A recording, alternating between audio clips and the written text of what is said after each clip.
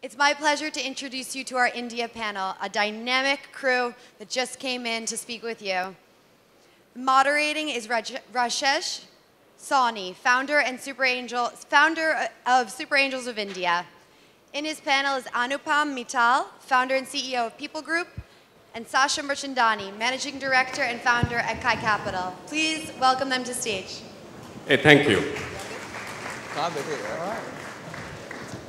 I'm looking forward to it. I think the way we'll conduct this panel is we'll all make presentation or speak for about 15 minutes each. I'll chat them off for about 15 minutes and we'll take the questions. If you want to stop us in the middle, please do that. Let's have fun. So what I'm going to talk about today for the next 15 minutes is give you an overview where early stage ecosystem in India is, in the sense of what's happening to the startups, what kind of angel activity we're seeing, and what's happening in the accelerator space. Let me give you an overall sort of point of view there. But before we come to that, here are a few slides on sharing with you why I think India matters. I don't know how many of you know this. We have over 1.2 billion people, but that's not the point. The point is this population is becoming younger by the day. While China is aging and the rest of the world is aging, India is becoming younger. We have over 50% of our population is below the age of 25. And this demographic will keep becoming better for the next 10 years. I think that's an amazing fact.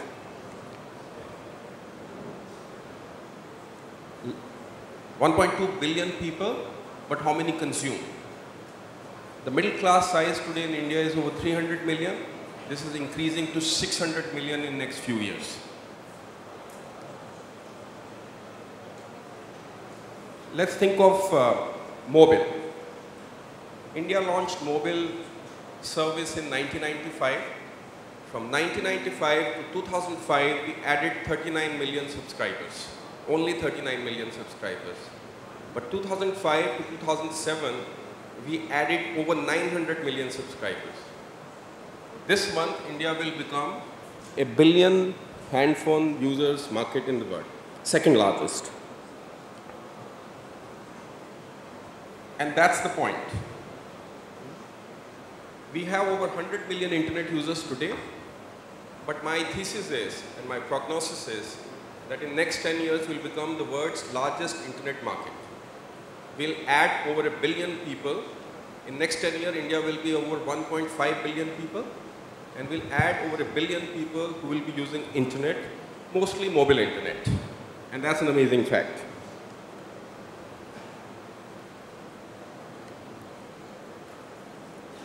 It's stuck. Yeah.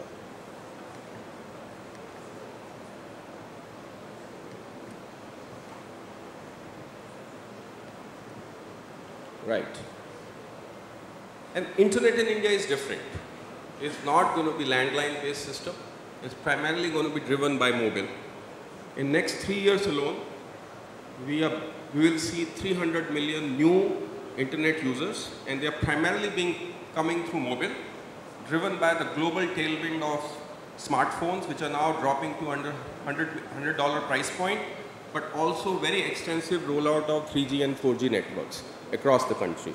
So that's a very compelling new dynamic that is developing in Indian market. And these are some of the applications which are driving huge adoption of mobile internet. We already have, last year Facebook had only 30 million users in India. This year they've gone to 60 million users, and as I understand from them, next year they'll have over 100 million users in India alone. LinkedIn has already crossed about 25 million, and Twitter has 15 million Indian users. So just to sum up, a very young country, a very big country, but very young country, large number of consumers, over 600 million middle class market in next 2-3 years, over 1 billion people already using some form of mobile communication, going to become world's biggest, mark my word, world's biggest internet market in a few years. Smartphones driving that penetration, and lastly, Facebook, Twitter, LinkedIn already huge in India. So India does matter. So let me now sort of come to my views on how India is shaping up on startup scene.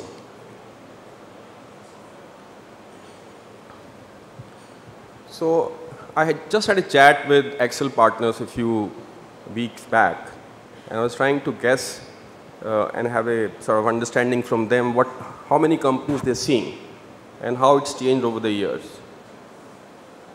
They saw only 200 odd companies 3 years back as Excel partners. Last year they met 2,000 companies. That's the amount of increase that a VC firm is having to deal with in India. And that's true for me also. So not only the amount of number of companies is increasing, we are also seeing in last few years better quality of startups. There are a lot of Silicon Valley returnees, and as you know, a lot of Indians work in most tech companies in the Valley. They're returning back. Zynga, Google, Facebook are fueling startup. People are stepping out and they're doing their own things. India is not the place where we find a lot of serial entrepreneurs. Most of the entrepreneurs that we're having to deal with, me and Sasha, are first-time entrepreneurs. Most of the VC thesis about investment have been, so far, about finding the models that have worked in the West, replicating them for Indian domestic consumption, and therefore finding very smart people to execute that thesis. And that's where the problem has been so far in the venture investing in India, and we'll talk about it during our panel. India is not a single hub country. The innovation, the startup ecosystem is developing in parallel across many hubs, but Delhi, NCR, Bangalore, and Mumbai are the 3 primary hubs. That's where we find our most deal flow. And increasingly Chennai, Hyderabad, and Pune are the secondary hubs where a lot of activity is beginning to happen. So this is around the startup activation and what we're seeing there. A little bit about the angel groups. The whole angel movement in India is very nascent. It started by Sasha a few years back when he built Mumbai Angel, a group of over 150 investors now, but 4 of them started this little club called Mumbai Angels a few years back. They have funded about 50 companies now. The other angel group is Indian Angel Group, which is primarily out of Delhi. They have also funded about 40 companies so far, but very new. Chennai Angel got formed last year. Bangalore Angels got formed 3 months back.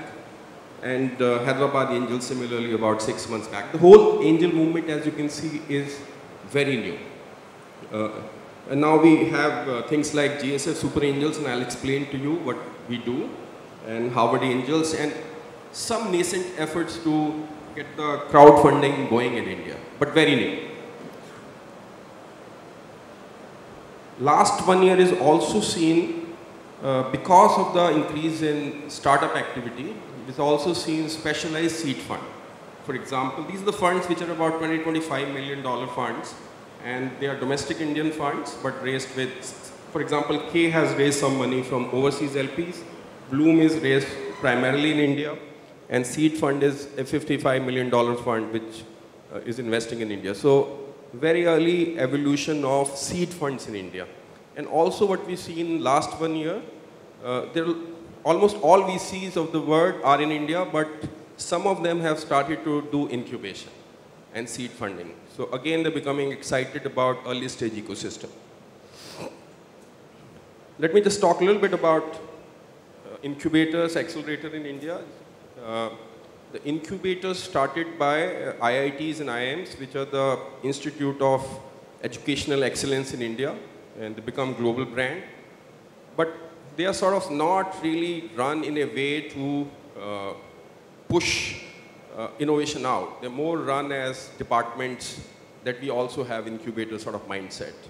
And then we have seen in last 1 year an effort which is around regional private nascent efforts and evolution of a few accelerators in, for example, Startup Center is in Chennai, Morpheus is out of Chandigarh, Venture Nursery is in Bombay, and T Labs is in Noida. And I'll talk about GSF Accelerator. This is what I do. And this is a comprehensive ecosystem play. I'll take a few slides to take you through what I do. So,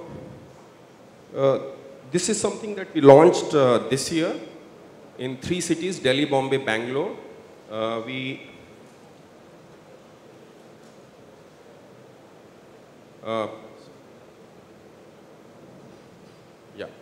So this accelerator we launched this year on 15th of October in 3 cities, Delhi, Bombay, Bangalore.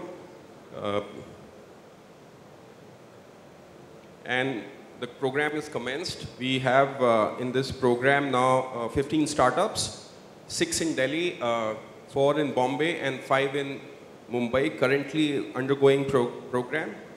And the way sort of it works is each startup is given between $20,000 to $30,000. We take small single-digit equity, and at the end of the program, my angel group, GSF Super Angel, will fund a few of them with seed round of investing to the tune of $200,000 to $300,000. So very excited about it.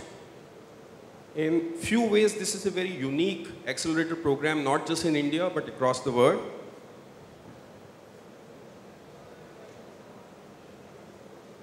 So it's a 7-week program. It's a short duration program, but it's a very intense program. I have designed 25 workshops. Around those 25 workshops, there are 75. So what we have here is a 7-week program. Each startup will go 75 one-on-one mentorship session, 25 workshops, and we've already inducted 15 EIRs, entrepreneurs in residence, who are acting as buddy mentors. This program is also very collaborative with the ecosystem. It is for the startup, by the startups. 250 mentors are co-founders of other startups who are coaching these new startups. It's so integrated with the ecosystem that 30 founders have come together and provided funding for it, and 5 early stage investors are backing it. In addition to that, our orientation is very global, and that's where we're very unique in the world. And since we focused on product companies, which we want to take global out of India, we have tied up with 500 startups, which is funding this program and also mentoring. Seed Camp out of Europe, which is sort of equivalent of Techstar here, is another partner that we have. And lastly, Ruvento, which is a Russian fund, but based in Singapore, is another partner. So we have very global outlook. Our idea is that we live in a very connected world. And in this connected world, how do we provide to our startups access to mentorship and capital? Just a little bit on the event that we do in India called Global Super Angels Forum. It's become already the largest startup meet investor event. We showcased last year 40 startups, and 30 startups were funded. 300 investors came. This year on November 26, 27, we are hosting this event again, and over 500 early stage investors from across the world are coming. We'll be showcasing their 40 of the best Indian startups. So if any one of you are interested to come over, please let me know. And lastly, this is one of the angel groups that we form, but primarily it's a founders club. So 30 of the best digital tech media founders have backed this effort. We made 3 investments, Biosense, Chotu and Autovale. This year we will make 6 more investments. So this is about GSF. Just to sum up, under GSF brand, we're thinking of shaping the whole ecosystem. We built an accelerator program this year. We have a showcase platform similar to what you are experiencing here called GSF 2012, November 26, 27. And we have a funding platform called GSF Super Angels. Thank you very much. And look forward to hearing Sasha now.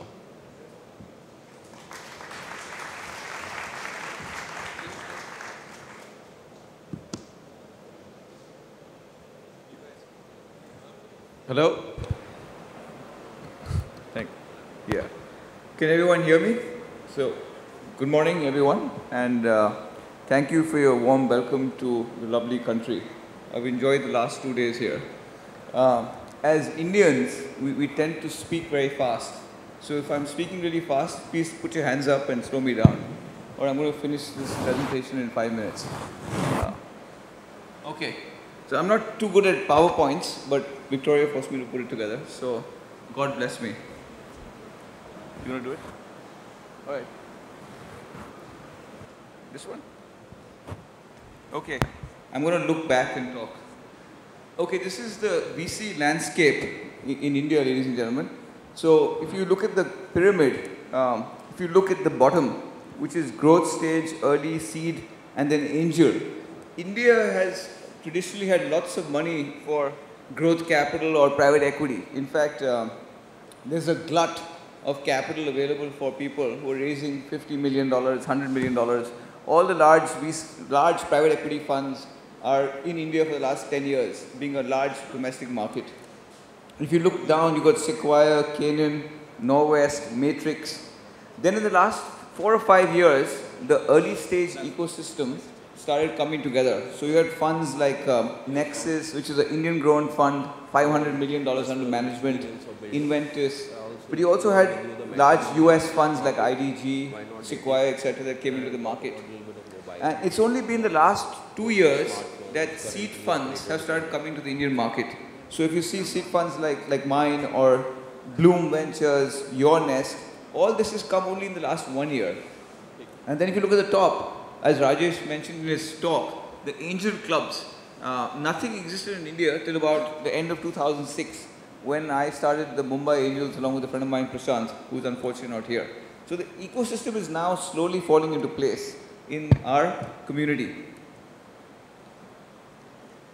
This is a quick slide on the various stages. If you look at the left side, you see the startup early stage, and then you look at the buyouts. India is still not a buyout market. Buyout means, in the US, private equity means you buy out the entire company.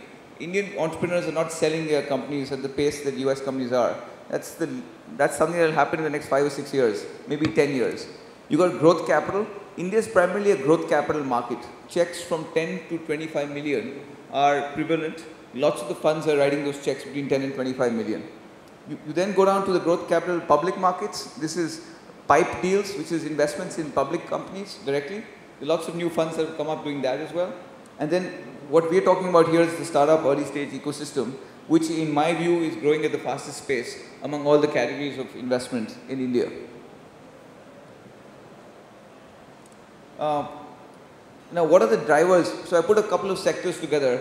E-com is a big sector here in Ukraine, and we can talk a little bit about what's happening in e-com.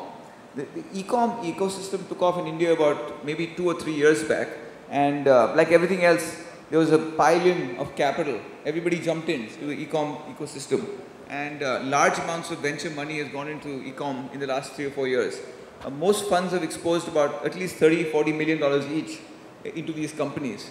So the challenge is that these companies have been funded, first round, second round, but because they're not profitable yet, the challenge is for them to get the remaining rounds of capital. So what's happening now is that a lot of entrepreneurs are conserving cash because lots of the outside money, like for example Flipkart, which is India's version of Amazon, was struggling to raise capital for the last 1 year because none of the local VCs were ready to give it capital. So they managed to raise $150 million from outside capital, unconventional capital as I call it. They got money from, I think Naspers, which is a South African conglomerate. They got money from Iconics, which is a family office where Mark Zuckerberg has put his money. And they got money from a Russian fund as well, a little bit from there as well. So that's what's happening is that the e-com companies are looking for non-conventional. We have an investment in a company where we put about $8 million so far. It's doing extremely well, but no access to capital for the next round. So we're looking for money outside of India now. I think it's a short-term thing, but that's what the challenge is right now. As you can see, it's growing very fast. Some of the examples of companies are Snapdeal, Fashion and You, Myntra, where I was on the board. I invested in Myntra. It was a startup 4 years back. It's doing $100 million in sales this year. So it's been phenomenal, the growth of some of these companies. Software as a service is another sector, ladies and gentlemen. You can be living in India and build a global company. I'm sure it's the same thing here in Ukraine. I saw some very interesting SaaS companies outside where I think that if they get their UI right, you can be a global company living anywhere in the world. So some examples of companies that have done very well are Capillary Technologies, Freshdesk, Practo. They all raise capital and become global businesses from day one. And a lot of these entrepreneurs know what to do. They move to the valley very quickly. So they get the front end right, and they build very capital efficient global businesses. education, ladies and gentlemen, is another huge sector in India. It's humongous potential. It's generally been regulated by the Indian government all these years. But with regulation slowly coming out, I think there's an opportunity which is humongous. I believe the next batch of entrepreneurs that become billionaires in India will be education entrepreneurs. We already have some very good success stories, like this company EduComp, which has gone IPO, has a market cap of about $500 million. We have some young early stage companies like IDCEE, iProf. Tutor Vista just sold to, who did they sell to? Pearson for about 200 million. And that's just touching the tip of the iceberg. There's a humongous potential in education in India. Mobile, I think Rajesh already spoke about mobile. It's a no-brainer. It's a huge opportunity in India. And there's tons of companies that have done phenomenally well. And will continue to do well because the platform is so huge that people will throw businesses on those platforms. The problem in India was the vast providers were eating up too much of rev share. And therefore the business models have gone out of whack. But now that's slowly changing. You have some people coming in and saying, hold on, data is the next big thing after voice. And therefore, if you want to make money, you have to share with the entrepreneurs. Otherwise, there's no business model. Big data is another huge opportunity. I heard some speakers yesterday speak about big data. There's some very exciting big data companies coming out of India. Mu Sigma was just a startup and was doing $3 million of sales till about 3 years back. This year they raised $150 million from Sequoia Capital and General Atlantic Partners at a valuation of $500 million. And they went from 3 million to 100 million in 3 years. Fractal is one of my investments. It was languishing for 7-8 years. And now it's doing sales of 20-30 million a year. They have 1,000 people. And it all happened in the last 2 or 3 years. So there's a huge opportunity for big data. This is the exits in India. As you can see, they're still mostly strategic sales. The IPO markets are very small. We had 2 large IPOs in 2010. There was a company called Make My Trip that listed in the NASDAQ. It had $1 billion market cap. It was the most successful listing in NASDAQ across the world in 2010. And because the idea is that some of these assets are not valued very well in India because they're relatively smaller companies but have tremendous growth prospects. So they listed in the US and they got $1 billion market cap. And there was another company called SKS Microfinance, which also got $1 billion market cap in 2010. Unfortunately, SKS tanked subsequently, but otherwise we had $2 billion exits in 2010. Last year, no exits. 2012 so far, I don't think any exits. Yeah, just dial. Maybe. Just dial, but not yet exit. Probably early next year with the Indian market picking up again, we should see some exits. So conclusion, early stage investments is gaining ground. There's new opportunities coming up in technology. I think we're also doing a lot of exits in secondary sales, which I'll talk about later. But what we've done in Mumbai Angels and in my fund K Capital is we managed to make 7 or 8 exits already. And we've done that by exiting to the VCs. And that's been interesting for us because we managed to now we've actually made 10 exits so far in the last 5 years. And some of them as high as 50, 100x returns. Speed of execution becomes a deciding factor. You also have entrepreneurs who are thinking global now. India being a large market, sometimes the entrepreneur gets lazy because they say we can sell only in India. Versus in smaller markets like Ukraine or Israel or Finland, from day one you become global. But we're seeing entrepreneurs now with a global mindset, thinking of building global companies. And that's pretty exciting actually for us. But bottom line is we need to buck up our exits because without the exit mechanism, more money will not come to India going forward. So we think that in the next 2 or 3 years, that should be pretty interesting from the exit standpoint. Thank you.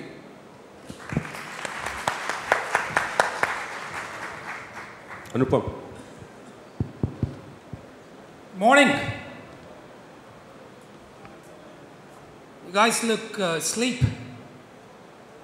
I know I am. It's not a great idea having a speaking slot at 11 a.m. after a night out in Kyiv. So I'm struggling, and I'm sure many of you are. But let's try and make the most of what we have. Let me start by asking a question. How many entrepreneurs do we have here? Show of hands. All right, quite a few. That's good to see. How many investors?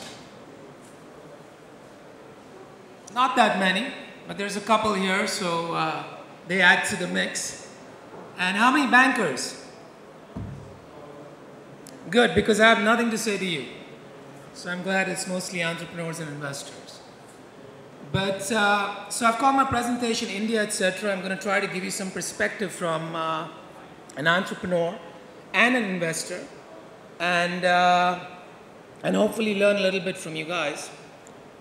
The brief that I was given, and let me just give me a second to figure out how to work this. Yes. So my brief was to speak about India, investing, entrepreneurship, and Ukraine. I have to be honest, I don't know much about Ukraine. I'm still learning. I've been here a couple of days, but it's been fun. So let me see what I've gathered so far. Let's start with what India is like. And you know, this was meant to be a funny slide with a video of the typical Indian head shake, which goes something like that. I'm not sure how many of you guys are familiar with it, but in India, every yes means no, and every no means yes.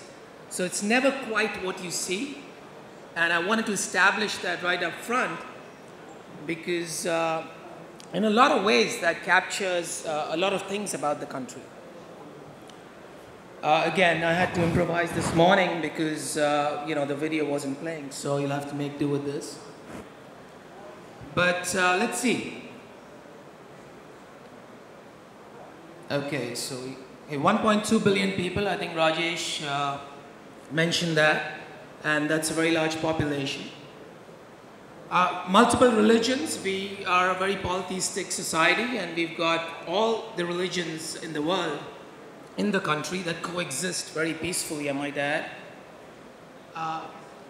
About 400 total languages, so you can imagine the confusion that prevails many times in one workplace. There's a big north and south divide, and more than 50 cities with over 1 million people. That's mind-boggling, right? Even though I'm from India, it's still mind-boggling to me. And Mumbai alone has more than 30 million people, right? This is Greater Mumbai. So you can well imagine what that all leads to, and basically it's chaos. Again, this slide was also meant to have some sound, but you know, I guess I'm not working too well with technology here. But let's move on. What else? I'm going to try and talk a little bit about, you know, the general perceptions about India, and some of them are true, or most of them are true. And what's been written about in the media in the last few months, specifically. So, what do we have? We're culturally challenged when it comes to entrepreneurship. There's not enough appreciation for failure. I'm not sure how it is in Ukraine, but in India, failure is actually looked down upon, very different from the Valley, where if you fail, your chances of getting funding increase that much more. In India, we have a stigma with failure. So a lot of times people don't try stuff just because of the stigma of failure.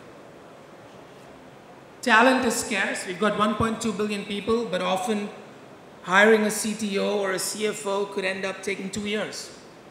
And it's happened in my case, in some of my companies.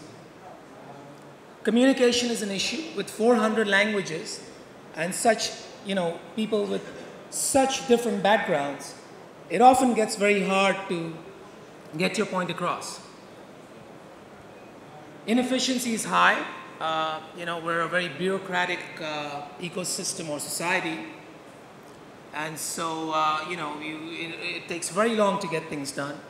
We're a very high friction society, so getting anything done can end up taking 3-4 times the amount of time that it takes in the West.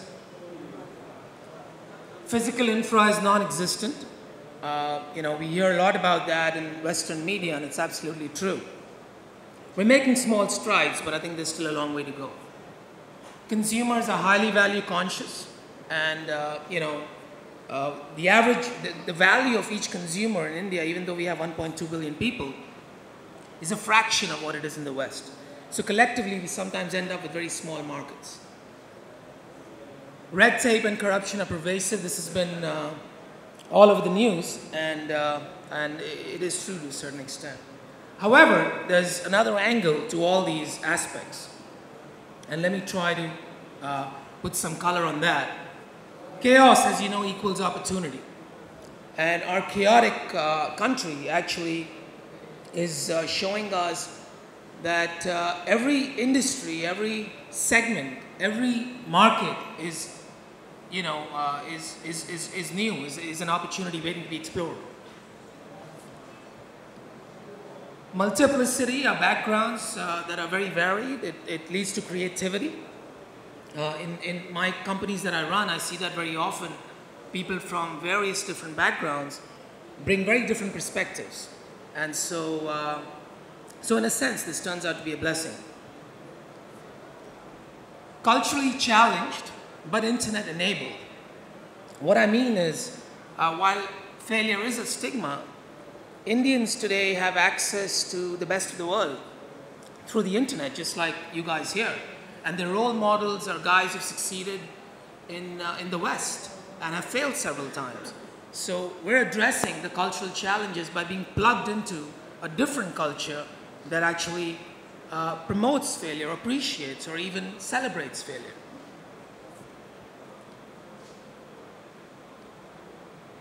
Talent is scarce, and as I said, it could take a couple of years to find a CTO or a CFO, and so we learn how to develop interdisciplinary skills, right? In my case, you know, I've gone for years without a chief marketing officer, and I've been forced to figure out marketing skills. And I think that's true of many companies that we see and that we invest in. Communication is an issue, and so we develop intuition. We just look at each other and we know what we're trying to say. We don't have to get into too many conversations. Inefficiency is high, and so we resort to automation. In my organizations, everything that we do, we try and see if we can automate. Can we build a system so it's managed automatically? There's no human involvement. And we have a long way to go, of course, but we're making strides. High friction society is equal to jugaad. Not many of you will be familiar with the word jugaad, but what it basically means is when you have no other way, you find a way, right? It's the closest word in English that comes to jugaad is resourcefulness. Oh, unless you guys can think of a better word, but that makes us steely and determined. Physical infra is a challenge, and so a lot of successful businesses in India are forced to go over the air. So if you look at the mobile story, if you look at the DTH story, you look at the internet story, these businesses don't require physical infra. And so we're forced to go over the air. Value conscious consumers is equal to innovation. I'm sure many of you have heard of the Tata Nano car, which was you know, the cheapest car in the world, developed ground up for a very value conscious consumer. Now it hasn't succeeded as well as we had expected it to, but it's a step in the right direction, and we're seeing a lot of business models that are geared around delivering value to a conscious consumer. Finally, red tape and corruption. Companies like ours, entrepreneurs like ours, we don't really see it. We don't even know it exists. Maybe if you're a mining company or you're a, you know, I don't know, if you're into infrastructure, you probably have to face that. But as far as we're concerned, it doesn't really matter. So that's sort of my perspective about India. The point I'm trying to make is the opportunity there today is just mind-boggling. Fortunately, as I was saying, these are the very skills that I just spoke about that India is developing, not by design, but because we're forced to, that are required to succeed globally in the digital economy. Being resourceful, multidisciplinary skills, developing intuition, and so on. And we are developing them, as I said, but not by design. What also helps is we've got 120 million people going to 300 million. I'm talking about the internet penetration. This is by 2015, so just a couple of years from now. In my view, 2010, 2020 will be the decade of what I call the democratization of entrepreneurship. And digital will be the driving force. I think we're going to create more global scale valuable companies than we ever have in any era in the past. And this is obviously coming on the back of some of the trends that Rajesh and Sasha spoke about. So what makes me say that? A little bit about my background. I've been invested in about 20 companies to date. I'm a limited partner in a couple of early stage funds. And these are the guys here. Between these two, it's pretty much the startup ecosystem in India. So you're very fortunate to have them here. So these are the couple of limited partner or funds that I'm invested in. I'm a member of India's top 2 angel networks and an active member of Rajesh's GSF. And I also run 3 leading digital companies as the group CEO. So that's a little bit about my background. But as I say, don't take my word for it. I'm going to tell you 4 quick stories about companies that I've invested in, which will lend some real-world examples of how things are panning out in India. But before that, let me just grab some water.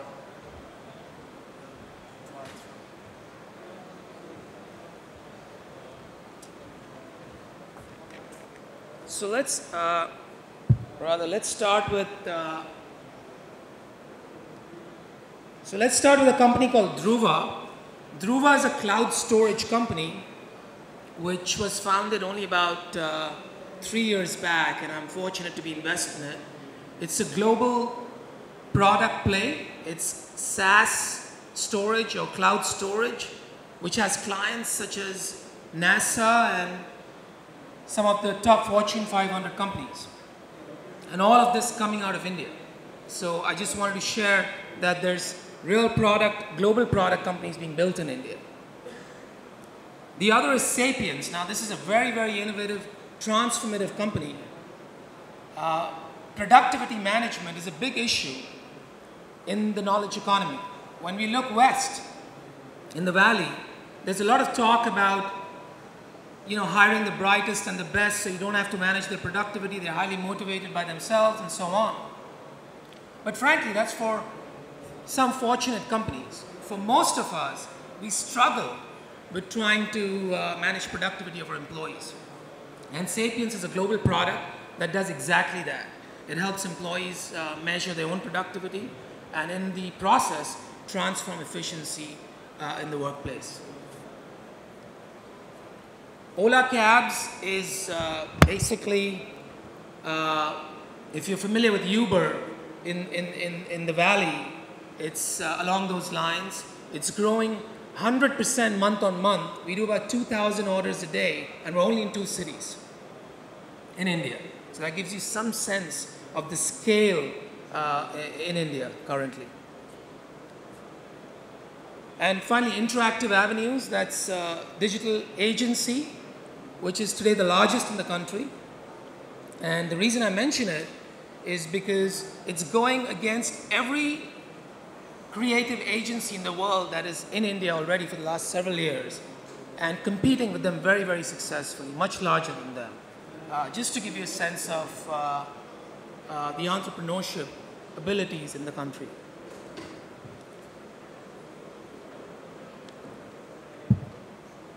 Moving on. 2 more stories. These are more personal. I'm the founder of a company called Shaadi.com, which is very interesting because it's a homegrown model made for India. Not a replicated model from the West, but a homegrown model made for India.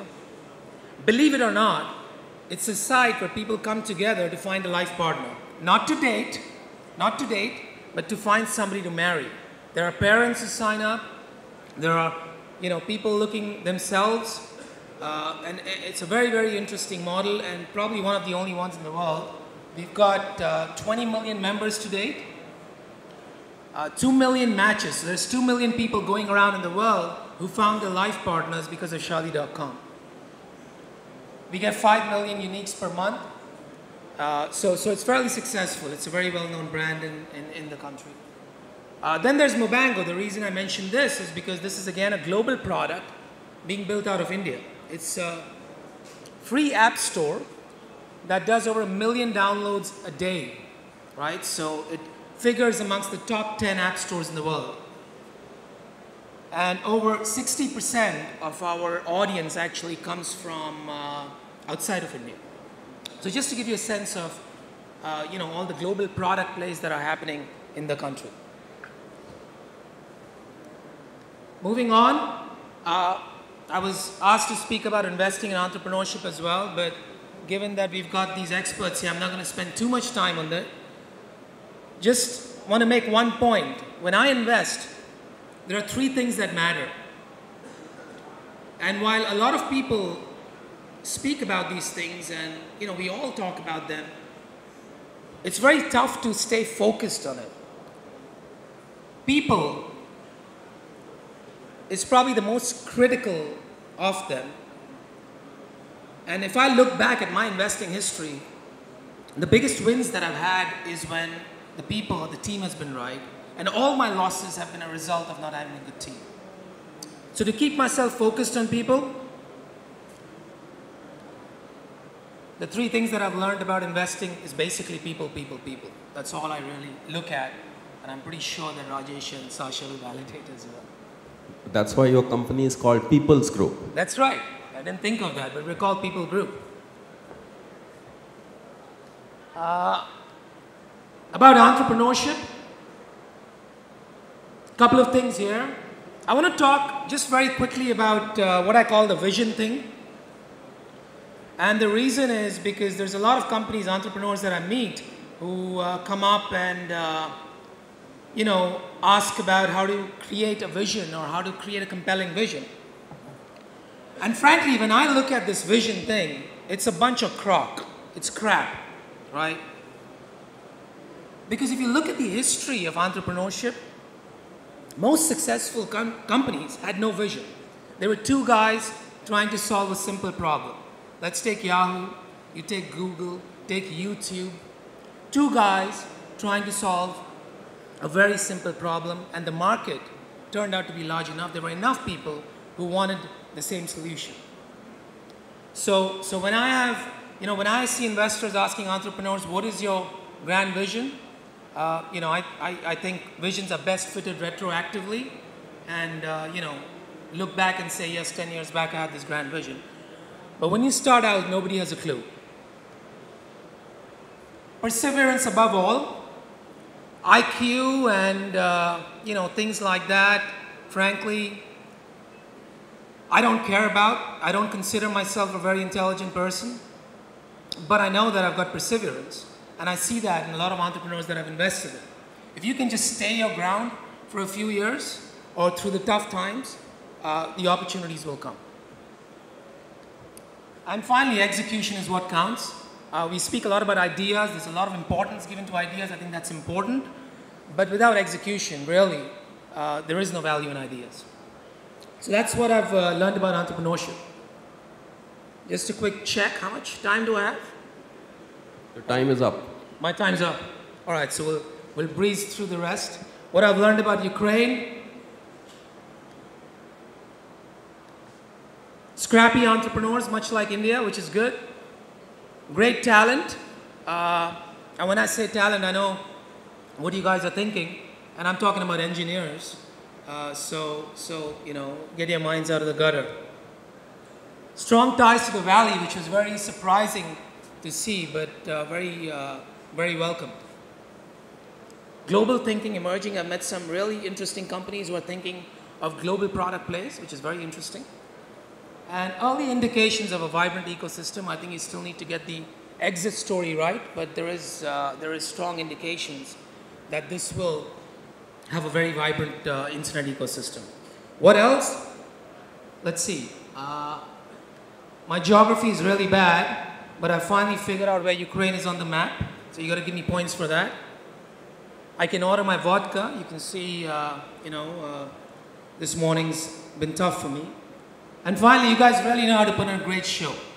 I'm blown away by this conference. And I want to thank Victoria and the rest of the team for being able to pull off such a conference where even in India, where we have this large ecosystem, we've not really been able to do so far, which of course Rajesh is trying to change. So thank you very much, and that's all I have. Thank you, Anupam. Big hand for him. So let's dive right into discussion on few aspects that got raised here. So when you have such a large population, such a big market, it's very easy to get drawn into it and build businesses around it. And we've seen countries like Scandinavian countries and Israel, they don't have any domestic captive market.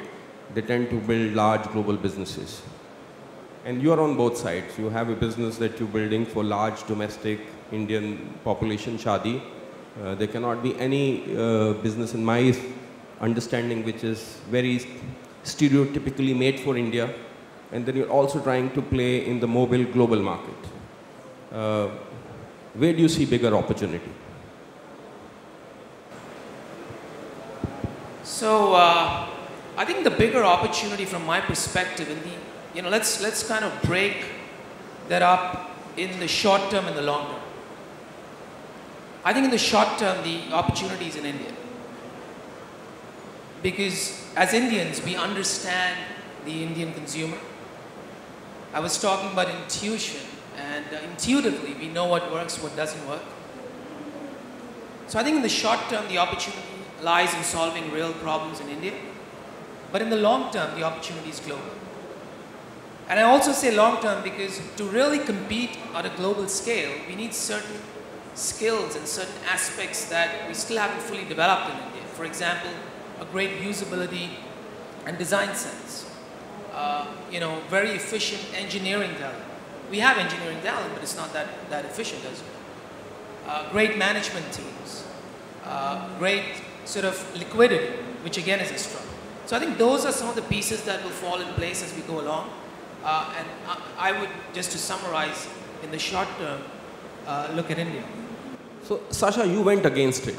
You put money into InMobi, which is a global story out of India, and almost $1 billion market cap. I believe SoftBank has put in 150 million into that company.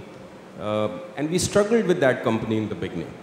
That company started to think of India domestic market, but as the mobile internet came, pivoted it.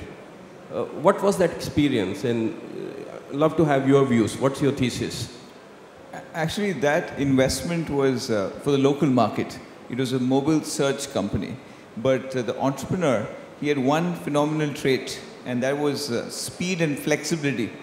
So he realized that the search market in India in 2008 was too early. So he pivoted, but he pivoted not once, but 4 times in less than a year, and with our $500,000. He eventually got 3 pivots wrong, ran out of cash, and then we gave him $50,000 more, with which he created a mobile advertising company, which was the global business.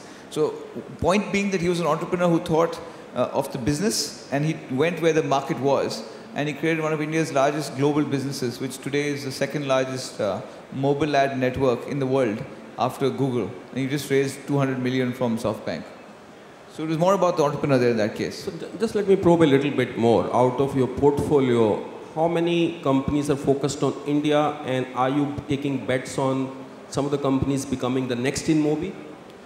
We're just focusing on the entrepreneurs, as Anupam said. So, when people come to pitch to us, we look at the business, we like the idea, but we mostly look at the entrepreneur.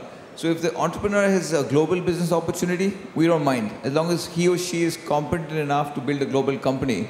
I do agree with Anupam that the opportunity actually is in India. We're lucky to have a large domestic market. So it makes sense to fund companies in India because we, as investors, understand the Indian market better. But if the entrepreneur is of a higher caliber, where he or she can manage to build a global company, we will go with that entrepreneur. What we're trying to do is tie up with VCs outside of India to help entrepreneurs open doors and other things in Western markets. And that's what we've been doing. We have great relationships with a lot of Silicon Valley VCs, where we co-invest with them, and vice versa with them as well. Oh, great. So let's come back to this your story of life a little bit. And I saw you making 16 marriage proposals last night. I think it's something ingrained into you. So how was it building Shaadi.com? The dating model as such has not worked in India. We're a very traditional society. It's an arranged marriage society. The whole family gets involved in the decision making for the girl and boy. How did you innovate around the concept of bringing the arranged marriage online? So what were some of the challenges, and where do you see that opportunity blowing for you? Yeah, that's a very interesting question, Rajesh, because it goes back to my earlier point about this whole vision thing being crap. And it was true for me as well. When you look at Shaadi.com, for me, it's one of those accidental startups, like most startups are. I lived in the US for about 10 years. I was working there, happened to be in India for a couple of months, and ran into a traditional matchmaker, who went from home to home, trying to matchmake two people. And so it was so limited in terms of his reach that we felt that the internet would be a better medium to do so. And that's how Shaadi.com was born. It evolved over time, and it became today what it is. I think, the second part of your question, which is, is it culturally relevant, or in the sense of what hurdles you faced when you brought this concept online? So I think, a couple of challenges that we faced, or we still face, and actually most internet companies in India face, is really about getting the right team and getting the right people. And so that exists till today. But I think the most specific one for our company was breaking cultural barriers, right? Because you're taking a very traditional concept of arranged marriage where parents find you a match through your traditional network, putting it on the internet, which really at that point was not recognized as any medium of credibility, and trying to matchmake through that. So that was very tough. It took us several years, and that's the reason that Shaadi.com has taken as many years as it has to emerge successful. We used advertising, we used a lot of PR, we used a lot of education just through media to bust some of those cultural barriers. So great. Sasha, you hinted upon three big investing themes in India. One would be e-commerce, which is playing out. Second is the whole global wave of investing behind SaaS and cloud kind of technologies, which is also playing out in India. And then this huge education market that is sort of moving online from traditional offline model migrating to online. And I know you have investment in all three. What's the next wave? This wave, has it played out? Are there still opportunities in these three areas? And are you sensing something big? And if yes, what is that? I think these three sectors have a long way to go. Like every other sector in India, I think no sector really is played out because the opportunity is across. My father is an entrepreneur. He has a consumer electronics company which sells TVs, DVDs, washing machines. But you see the penetration levels for some of his products, like let's say a microwave oven, it's only 0.5. While in most Western homes, everybody has a microwave oven. It's only 0.5. So you can imagine the potential for a business like that, which in the West is an old world business by now. Everybody has a TV at home or everybody has an air conditioner. But the penetration levels for some of the products my dad does are less than 10%. So need and the consumption in India across all verticals, I think is massive over the next 20, 30, 40 years. So it's actually very exciting. So for me to say that, education is over or big data is over, in my view, it's not even started. It's just waves of VCs getting excited about a sector. Any wave that you didn't talk about in your presentation, but you're beginning to sense it could become big? Healthcare is a huge opportunity. We're looking at lots of opportunities in healthcare. It's very fragmented in India. It's the government controls healthcare. All that is changing, and we're seeing a phenomenal amount of very exciting companies in the healthcare space, which have large, humongous markets in India itself, the sector. So great. So market is great. Most of the opportunities have not fully played out. That's what Sasha believes. But I heard you say this is a very challenging market. Culturally, fragmented market linguistically. How do you build a great business in such a market? So I heard you, you said pick a right team, but what beyond it? So what are the ingredients of building a great business? Should our friends here just invest in some smart founders, or should they think through more deeply about being successful in India? What does it take to be successful in India? That's a great question. I wish I had the recipe. I'd be writing a book, but let me try and share my experiences. I think when you're investing, you're basically looking to pick the right team. So beyond that, I think as an investor, you shouldn't worry a lot more, because as Sasha said, business models will change. His company pivoted 4 times in 1 year. So that'll happen. If you have the right team, they'll figure it out. But as an entrepreneur, I think the number one thing that you want to, the primary quality that you want to have, as I was saying in my presentation, is perseverance and patience. India can be very challenging, but it's also very rewarding if you just stay the course, right? In my own company, Moj or Mobango, as I was telling you guys about, we started out with mobile internet back in 2006. We did well for a year or two, and pretty soon we flatlined. In fact, we were losing money, and there was a struggle to sort of build this company because mobile internet just didn't take off the way that we expected it. We quickly pulled back, stayed the course, saved our capital, broke even, and 3 years later we are growing 100% year on year. And the reason is because the ecosystem is finally there, and because we continued to back what we believed in, and we continued to iterate and execute. Great. So let's talk about exit a bit, Sasha. You're one of the most successful angel investor who's successfully exited from a few companies. Exit in Indian context is generally considered tough for VC thesis. It's taken most of the companies to longer than it's taken in many other markets. What's your experience been, especially investing in early stage companies, and how do you see exit for yourself when you make seed investments? What's your thought around it? Well, exits, as everyone in this room knows, is the most difficult challenge for all of us. The reason we invest is to exit at some point, especially institutional capital. So a couple of years back, we'd made some investments when we started Mumbai Angels, and I was sitting with the team from Kleiner Perkins, the India office, and having a cup of coffee. And he was complaining that we had 22 investors in that company through our angel club. And he said, there's so many people here, it's so bureaucratic, what do we do? And in my head, I was thinking of saying, hold on, this asset class of angel seed is so new. How do we get people to get excited about seed and angel? Because it's going to take forever to exit this company. It's going to take 7, 8, 9, 10 years. So right over a cup of coffee, I said, hey, hold on, why don't you buy us out? And he said, we don't normally buy, VCs don't buy angels out. So I said, yeah, but if you want, think about it. And then he called me back the next day and he said, yeah, why not?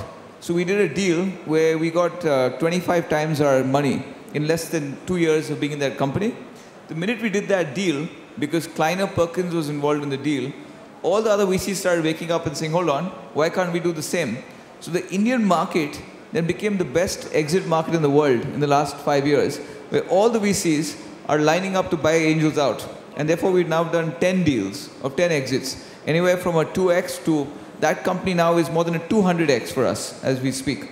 And because of that, we've had more and more angels come into the ecosystem because now they've made real money. Like a check for $50,000 is now $5 million. So that's the reason. So coming back to, sorry. Last question? Right, excellent. So let me just sum it up. I think we're running out of time. These guys are here. You can ask questions to me or any one of them. I think if I were to sum up this session, great opportunity to invest. A lot of smart companies are getting built out in India, both for domestic market, but equally smart people are building smart companies for global market. But it's a challenging environment, and you need to be conscious of working with the right partners when you invest in India or you want to bring your product and services to India. You cannot ignore that market. Unlike China, which is sort of ring-fenced its internet businesses and not allowed Facebook, YouTube, or the big players to come in, India is very open to receiving capital, as also your brands. It's an open market, but therefore our opportunity for investment in India is around different theses. So with that, I invite any questions that you may have. We'll take a few questions.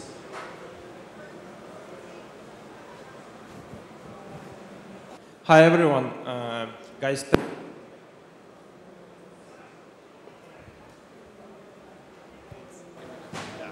Hi everyone, guys. Thank you for the lecture. We know a lot about India now, but I want to ask one question that interests most of the people in this room.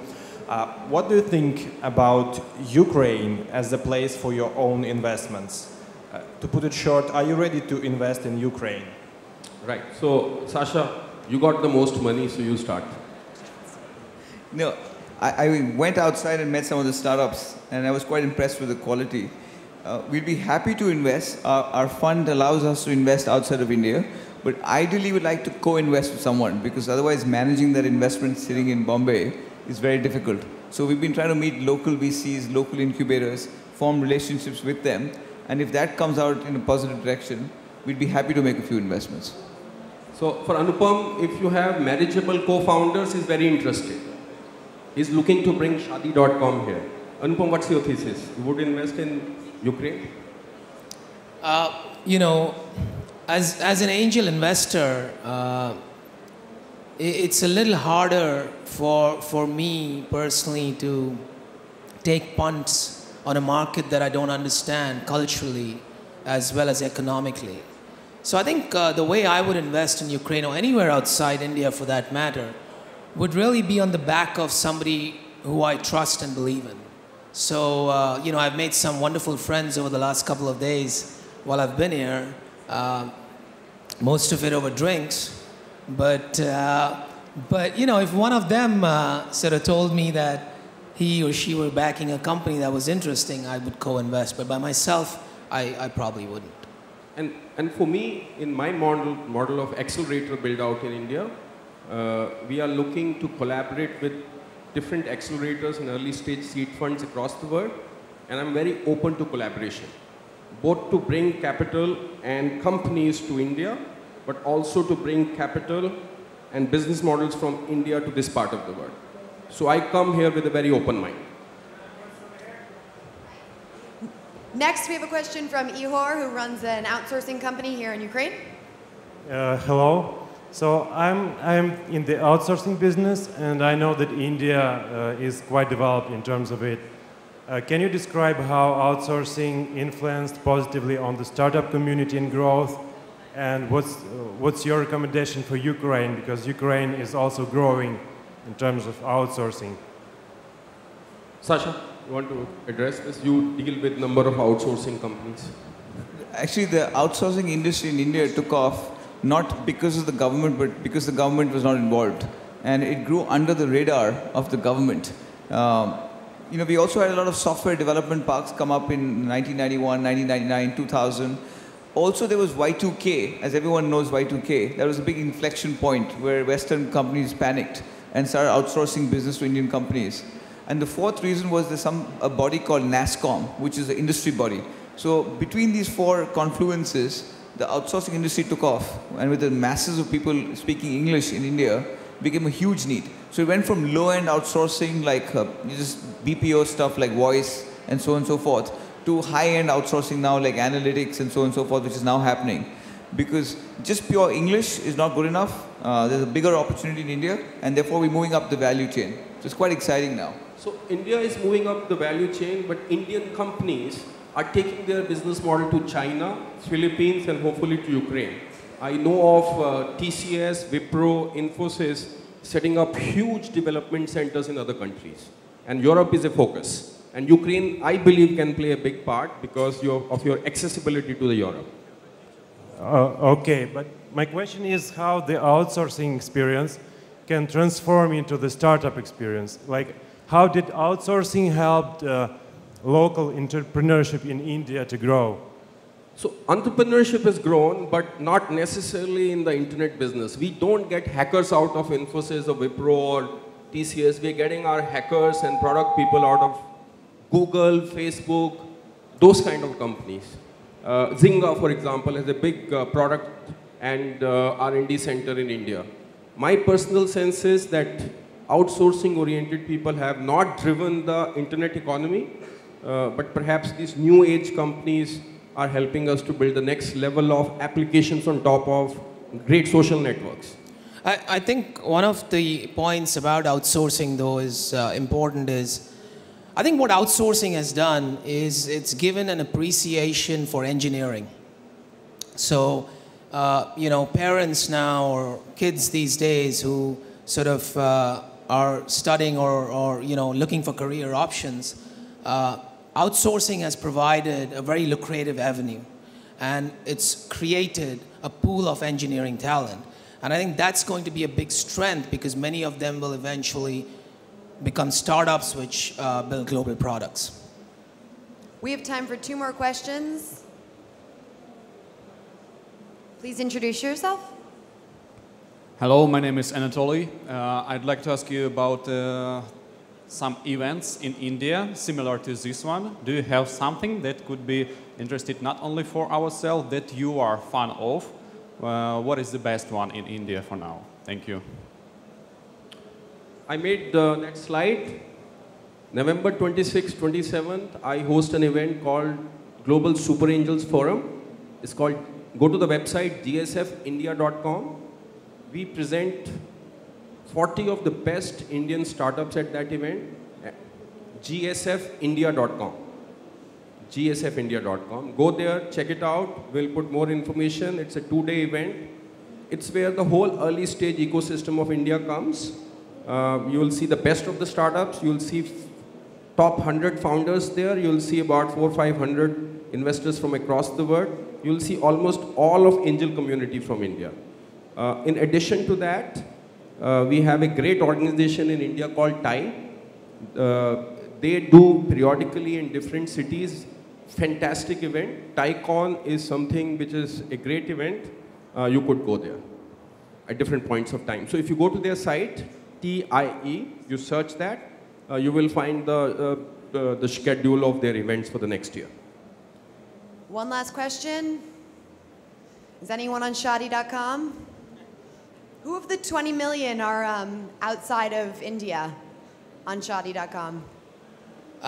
So about 20% of our, 15% now, of our membership is outside of India. But Indians outside of India primarily. And then there's some Indophiles who are looking to get married to guys like me, you see. So. Hello, my name is Oleg. I'm interested in one big question in how the angels community in India was developed, how many time it took to develop it, and how it is designed today, how it is working today. Thanks. Actually, in 2006, me and my buddy Prashant, who is not here, he left yesterday, we wanted to join an angel club because I'd been an angel investor in the past, and I just thought it made sense to go through a club. So I remember going to the web to look for one, and we were surprised to see that none existed, not even one. And therefore we started Mumbai Angels. And that was the first angel club in India, just 5 years back. And now, as Rajesh said in his presentation, there's angel clubs all over the country.